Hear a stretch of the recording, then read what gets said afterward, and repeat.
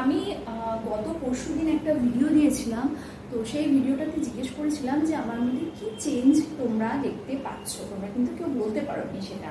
তো চেঞ্জ হচ্ছে কি, আমি দেখো চুলটাকে কেটেছি, খুব বেশি ছোট করিনি, বাট কেটেছি। আমি জানি তোমরা চুল কাটা অনেকে পছন্দ করো না, তো তোমাদের পছন্দটাও তো আমাকে মাথায় রাখতে হয়। Hey guys, good evening, welcome to my channel. কেমন আছো তোমরা সবাই? আশা করছি সবাই ভালো আছো। তোমাদের ভালোবাসা আমি তো সবসময় ভালো থাকি। তো দেখো আজকে আমি পরে এসে পাতাসের শাড়ি। এই শাড়িটা তোমরা আগেও দেখেছো, আমি কালার ব্রেক করে পরেছি। আমি বেরোচ্ছি একটু, তো ভাবলাম তোমাদের সাথে একটু শেয়ার করে নিই এটাই। তো এরকমভাবে পরেছি শাড়িটা, আর এটার সাথে কালার ব্রেক করে পরেছি। এটার সাথে কিন্তু আমার ব্লু কালারের ব্লাউজ আছে, বাট আমি ভাবলাম পিঙ্ক দিয়ে পরলে একটু বেশি ভালো লাগে। তো কীরকম লাগছে তোমরা কিন্তু আমাকে অবশ্যই জানো। আর চুলটা ছেড়েছি, ছেড়ে ভালো লাগছে এরকমভাবে? ছেড়ে ভালো লাগছে কি? ছেড়ে ভালো লাগছে কি, নাকি চুলটাকে এরকমভাবে বেঁধে নিলে ভালো লাগবে?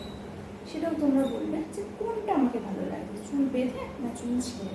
তো দেখো এরকমভাবে চুলটা আমি আটকে নিলাম। যা গরম অবশ্য চুল আটকাতেই হয়, না আটকালে হয় না। তো এরকমভাবে চুলটা আমি আটকে নিলাম। অ্যান্ড দেখো এবার ভালো লাগছে কিনা। তো যদি ভালো লাগে অবশ্যই জানিও। আর আমি কপালে কোনো টিপ টিপ পরিনি, কোনো মেকআপও নেই, মুখে দেখতেই পাচ্ছ, জাস্ট শাড়িটাই পরেছি। আর শাড়ির সাথে একটা ব্লাউজ আমি পরে নিয়েছি অবভিয়াসলি। আর ব্লাউজটা কীরকম লাগছে শাড়ির সাথে, এটাই প্রশ্ন। আজ আমি বলেছিলাম যে আমার কি চেঞ্জ হয়েছে সেটা কিন্তু তোমরা কেউ বলতে পারো। এটা আমার খুব দুঃখ, জানো তো। আমাকে তোমরা তাহলে ভালোবাসো না, যে এত বড় একটা চেঞ্জ কিন্তু তোমরা সেটা বলতে পারো। তো কালকে আসলে একটা নতুন ভিডিও নিই, ততক্ষণের জন্য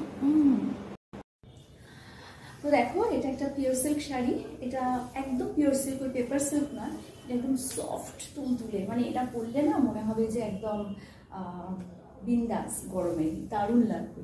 তো এটার সাথে আমি পরে নিয়েছি একটা ব্ল্যাক ব্লাউজ। আর এই শাড়িগুলো কিন্তু ভীষণ সফট। তোমরা কিন্তু এবার থেকে যদি কাউকে গিফট করো বা দাও, তাহলে কিন্তু আর পেপার সিল্ক নয়, দেবে পিওর সিল্ক। এটা হচ্ছে পিওর মুর্শিদাবাদি সিল্ক।